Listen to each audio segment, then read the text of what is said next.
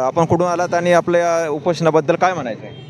आम्ही बीडवरनं सगळे शेतकरी आलेलो आहोत आणि बीडवरनं याच्यासाठी आलेलो आहोत की हा शेतकऱ्याचा विषय आणि शेतकऱ्याचा विषय मंगेश भाऊंनी 7 दिवस उपोषण करतात.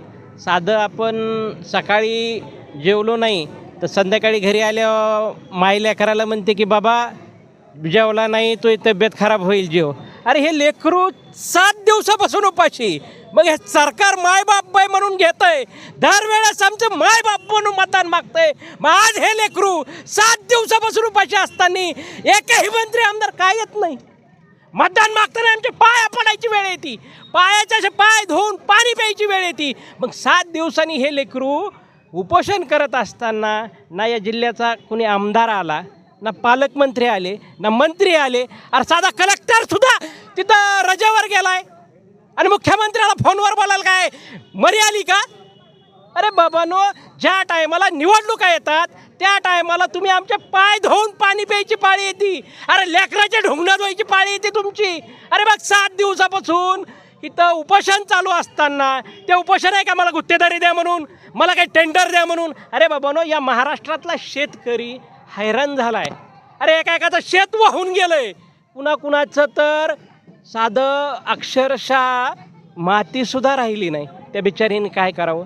म्हणून ही न्याय मागणी आहे आणि या न्याय मागणीसाठी या सरकारला जर वेळ नसेल तर या सरकारसारखं नतभ्रष्ट आणि नीतिशून्य हे सरकार मानलं पाहिजे. आणि आम्ही सगळे कसं आहे हे आता सरांनी म्हटलं असं की भगतसिंग फासावर गेले, पण भगतसिंगांच्या पाठीमागं त्यांचा विचार आजचे पुढारी अवलंबतात का? नाही. मग भगतसिंग त्या टायमाला जिवंत राहायला पाहिजे होते आणि आज हा भगतसिंग जिवंत राहायला पाहिजे. एवढी आपली सगळ्याची विनंती की आपण सगळे विनंती करू. हे नीती भ्रष्ट सरकार आहे, ह्याला काही घेणं देणं नाही. पण आपल्याला हा लढवय्य नेतृत्व, संघर्षशील शेतकऱ्यासाठी लढणारं नेतृत्व हे टिकलं पाहिजे. हे तुमच्या आमच्या भविष्यासाठी, शेतकऱ्याच्या हितासाठी आपण सर्वांनी सांगितलं पाहिजे. तर आता 7 दिवस झाले उपोषणाला, तर आता सरकारचं तर याच्याकडे काही लक्ष नाही आहे उपोषणाकडे. तर पुढील आता तुमची भूमिका काय राहील मंगेश भाऊची आणि तुमची? हे इथं आम्ही मंगेश भाऊला एक शेतकरी पुत्र म्हणून, शेतकऱ्याचा मुलगा म्हणून इथं मंगेश भाऊला आम्ही पाठिंबा द्यायला आलोत. आणि इथून पुढची भूमिका आमची सगळ्या महाराष्ट्रातल्या शेतकऱ्याच्या मुलांना विनंती करतो की बाबांनो, महाराष्ट्रातल्या सगळ्या शेतकऱ्याच्या मुलांनी तहसील कार्यालय असेल, जिल्हाधिकारी कार्यालय असेल किंवा विभागीय आयुक्त कार्यालय असेल, प्रत्येक ठिकाणी शेतकऱ्यांनी शेतकऱ्याच्या मुलाचे निवेदनं त्या जिल्ह्यामध्ये पूर्ण महाराष्ट्रात देणं गरजेचं आहे. का? प्रश्न पहिला आहे की ओला दुष्काळ जाहीर करा. ह्यांना काय जातं बरं ओला दुष्काळ जाहीर करा म्हणायला? त्यांना काय इकत आणायचं आहे का? 2 शब्द पत्र काढणं की महाराष्ट्रामध्ये ओला दुष्काळ जाहीर करण्यात येतो. कारण की याच्यामागं खूप मोठं षडयंत्र आहे. ओला दुष्काळ जाहीर केला की शेतकऱ्याच्या मुलांची फीस माफ करावी लागते, शेतकऱ्याचं कर्ज माफ करावं लागतं, शेतकऱ्याला जे काही आपण इतर योजनेतून जे काही ट्रॅक्टर बिक्टर घेतलेले असते त्याच्या सगळे अनुदान द्यावं लागतं. मग हे का ओला दुष्काळ का जाहीर करत नाही?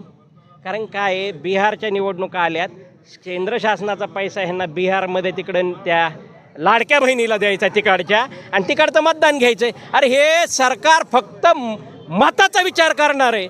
त्यामुळं हे सरकार अतिशय दुर्दैवी आहे.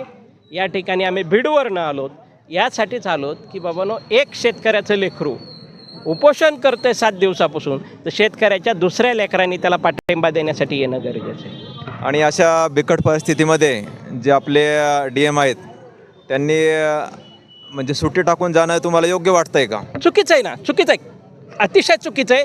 सुट्टी टाकून गेले DM का त्यांना मुख्यमंत्र्यांनी कुणी सुट्टी टाकायला लावली, हा पहिला प्रश्न आहे.